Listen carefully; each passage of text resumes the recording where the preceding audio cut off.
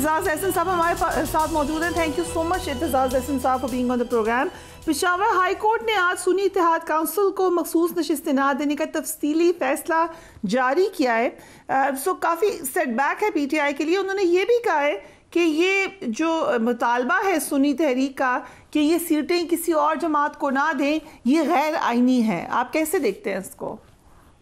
ये तो बिल्कुल गलत फैसला है, यकदम गलत है। मैं आपको कानून का आपको बता देता हूँ।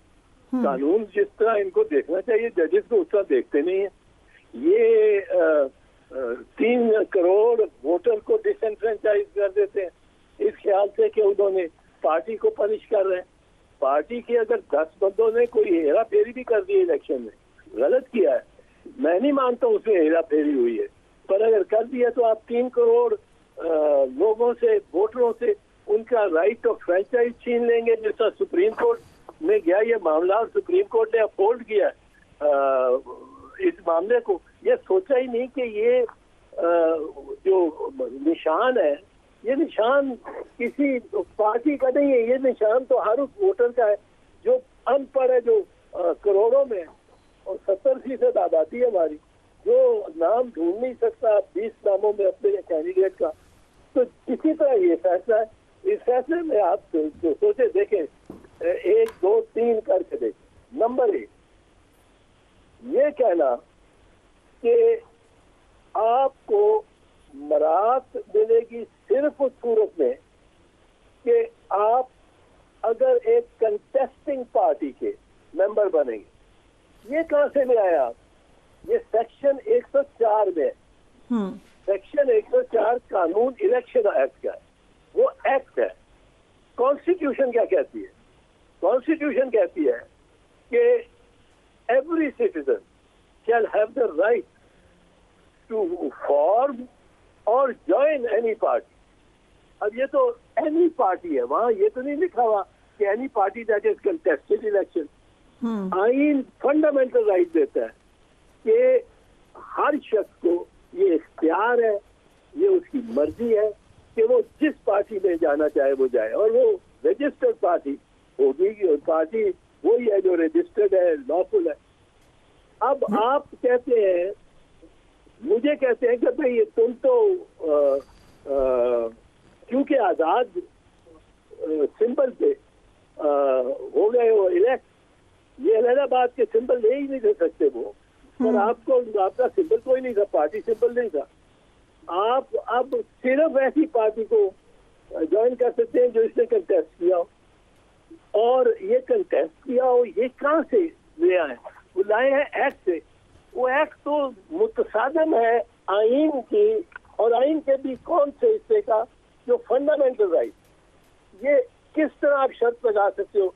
मुझे किस तरह पाबंद कर सकते हो कि मैं सिर्फ जो 6 7 या 10 पार्टीज ने, पॉलिटिकल पार्टी जिन्होंने हिस्सा लिया है इलेक्शन में, उन्हीं में शामिल हूँ? मुझे उनमें से कोई नहीं ना अच्छी लगती। जो 10-12 पार्टियों ने, 175 पार्टियों की चॉइस है, मुझे कहते हैं आप उन्हीं में से चुनो जिन्होंने कंटेस्ट किया। अब मुझे उनमें से कोई भी नहीं अच्छी लगती। कोई मुल्ला की पार्टी है, कोई एक्सट्रीम लेफ्ट की पार्टी है। मैं एक म्यानर अली शरीफ शहरी हूँ, फर्ज कीजिए, और मैं पार्टी को, एक्सट्रीमिस्ट पार्टी या किसी ऐसी पार्टी को नहीं शामिल होना चाहता। मैं चाहता हूँ उसमें शामिल हूँ जो जिसने कंटेस्ट नहीं किया, पर वो बेहतर पार्टी है, उसका मंशूर बेहतर है, वो कंटेस्ट नहीं कर सकी कि उसके पास वसाइल नहीं है, मैं उसमें शामिल होना चाहता हूँ। आप इस्लामाबाद हाई कोर्ट कहता नहीं आपने कंटेस्टिंग पार्टी में शामिल होना। कहाँ से ये ले आए हैं? ये आइन को पहले पढ़े, आइन के इख्तियारात को ये नहीं ले तलब कर सकते। फिर सुप्रीम कोर्ट ने ये होल्ड किया था नवाज शरीफ के केस में 1993। 3 केसेस इसमें जरूरी है, 2 1988 के, वो बीबी शहीद के केसेस हैं की जजमेंट है सुप्रीम कोर्ट की। उनमें दोनों में मैं वकील था, और 1988 का जो रिपोर्ट है Benazir Bhutto versus the president, उसमें ये सुप्रीम कोर्ट ने होल्ड किया कि वोट डालना एक फंडामेंटल राइट है। It is more fundamental than fundamental right, क्योंकि इसका जिक्र नहीं है फंडामेंटल राइट्स में, पर अदालत ने 11 जजेस ने होल्ड किया कि it is more fundamental than fundamental. फिर दूसरा केस में हमें एज अ पार्टी इन्होंने कहा आप सिंबल नहीं हम दे सकते। एक आप मैं गया फिर सुप्रीम कोर्ट पे जाके दूसरी जो जजमेंट है वो रिपोर्टेड है 1989 में, PLD 1989 पेज 388। वो भी बेनजीर भुट्टो वर्सेस मोहतरमा बेनजीर भुट्टो वर्सेस प्रेसिडेंट। उसमें सुप्रीम कोर्ट ने फर्दर गए, सुप्रीम कोर्ट ने कहा कि आप का ये फंडामेंटल राइट है उस हर प्रोसेस पे और हर उस इंस्ट्रूमेंट पे जो आपको वोट के फंडामेंटल राइट को एक्सरसाइज करने में सहूलत देता है, और उसमें सिंबल है, ये फंडामेंटल राइट है। इन्होंने राजा सुल्तान ने इसकी परवाह ही नहीं की। असल जो मुजरिम है वो राजा सुल्तान और ये इलेक्शन कमीशन है। अब आगे चले। माय क्वेश्चन इज कि आप अगर सुन्नी इत्तेहाद काउंसिल जाती है सुप्रीम कोर्ट में, और हमने इलेक्शन कमीशन वर्सेस पीटीआई में बल्ले के निशान वाले मामलात में भी बहुत सख्त स्क्रूटनी देखी सुप्रीम कोर्ट की, आपको लगता है कि कोई रिलीफ मिलेगा वहां से? कमेंट्स की बात होती है काजी से। नहीं मिलेगा, किसका नहीं मिलेगा। आप ये देखें, एक और चीज देखें ना, मियां मोहम्मद नवाज शरीफ का ये 88 का केस सुना है आपको, 89 का केस सुना है। अब दीदी ने उसने कह दिया कि सिंबल भी फंडामेंटल राइट है। अब मियां मोहम्मद नवाज शरीफ के केस में 1993 में ये प्राइम मिनिस्टर से हटाए गए। अब आदमी कोई सोच सकता है कि ये प्राइम मिनिस्टर होना भी मेरा फंडामेंटल राइट है कि मैं प्राइम मिनिस्टर हूँ, फिर सारी कौम 24 करोड़ प्राइम मिनिस्टर हो जाएंगे, ये फंडामेंटल राइट हो।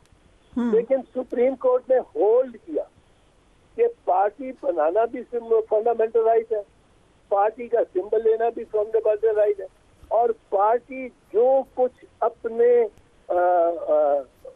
नॉर्मल फंक्शनिंग में कर सकती है और एस्पायर कर सकती है, इसकी ख्वाहिश कर सकती है, वो फंडामेंटल राइट है। यानी गवर्नमेंट बनाना भी फंडामेंटल राइट है, और गवर्नमेंट से अगर आप निकाले गए इस बाय किसी गलत तरीके के बायस, तो आपको फंडामेंटल राइट है कि आप रिस्टोर हो।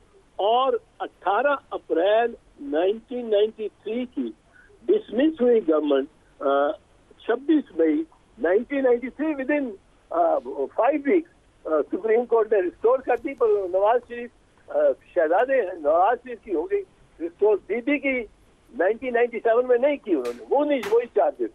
पर नवाज शरीफ का केस है, 12 जजेस का केस है। अब ये किस तरह इस्लामाबाद हाई कोर्ट ये कह सकता है कि ये सीटें, लेकिन नंबर 1 आपने ऐसी पार्टी को ज्वाइन करना है जो कंटेस्टिंग पार्टी हो, इसके अलावा नहीं कर सकते, आपका कोई बुकत ही नहीं है।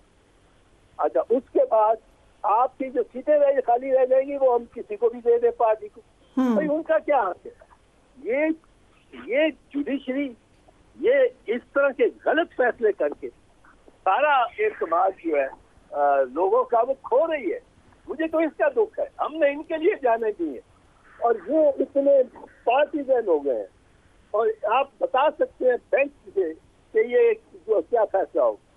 सुप्रीम कोर्ट का भी आप गैस कर सकते हैं कि क्या फैसला होगा। तो आपने कहा कि आईनी तौर पे बेंच बनेगा, मैं पहले बता दूंगा, लेकिन ये मुमकिन नहीं है सुप्रीम कोर्ट के तहत के लिए, कानून के तहत, कि वो ये इसको अपहोल्ड करे फैसले को। ये किस मतलब है, ये इन्होंने पर कर लिया, अपहोल्ड कर लिया, वो भी 3 करोड़ वोटर को डिसएनफ्रेंचाइज कर दिया इस इलेक्शन में।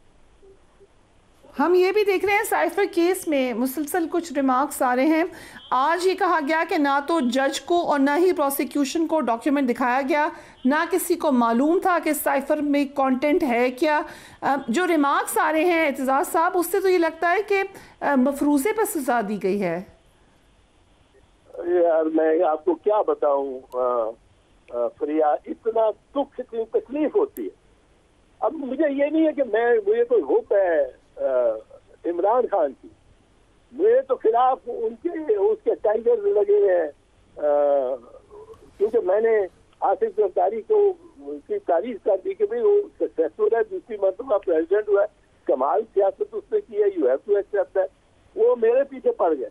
अब उधर की बात करता हूँ तो दूसरे पड़ जाते।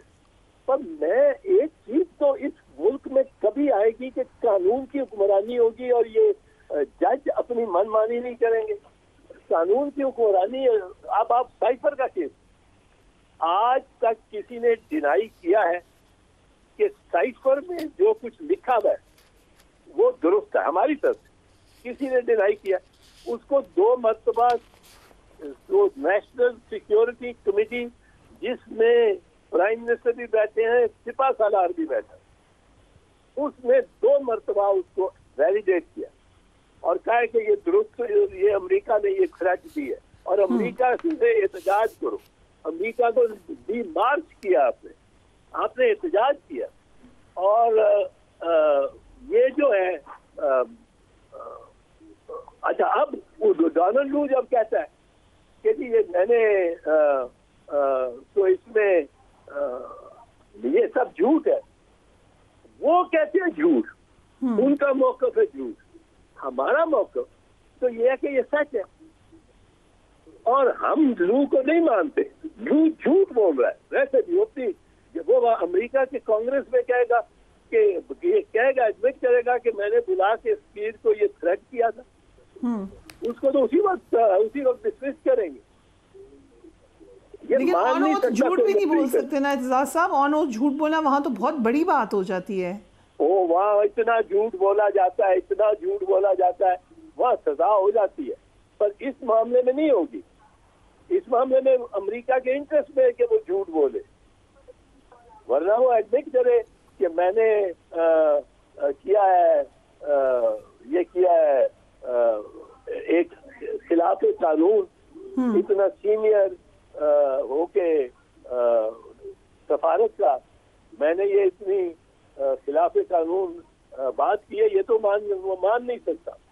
और अमेरिका उसको कुछ नहीं कहेगा, हालांकि वो झूठ बोल रहा है। Right. So district and session court ने बानी चेयरमैन से मुतालिक 4 अप्रैल को प्रोटेक्शन ऑर्डर जारी कर दिए हैं आज, और सुपरिटेंडेंट अडाला जेल को हुक्मनामा भी जारी कर दिया है। लेकिन लग रहा है आपको कि पेश किया जाएगा? देखा नहीं है गया है जब से जेल गए हैं बानी चेयरमैन को, लगता है कि पेशी हो जाएगी? किसकी पेशी? इमरान खान साहब की। किसने बुलाया? जी, आज डिस्ट्रिक्ट एंड सेशन कोर्ट ने 4 अप्रैल को प्रोटेक्शन ऑर्डर जारी कर दिए हैं। हाँ, उस ऑर्डर की तामील करना सबका फर्ज है, पर वो कायम रहता है उस ऑर्डर पे। जज बेचारा के नहीं, पर उसका अगर ऑर्डर इन द फील्ड है तो उनका फर्ज है रियासत का कि उनको लेके जाए और सेफ्टी इंश्योर करना ये रियासत का काम। लेकिन ये भी तो कहा जा सकता है कि सिक्योरिटी का इशू है तो हम नहीं पेश कर सकते। वो कहेंगे तो यही, पर अगर ये जो सेशन जज है ये अपने इख्तियारात पे कायम रहता है तो वो उनको ताबे होंगे वो इन अहकामात के।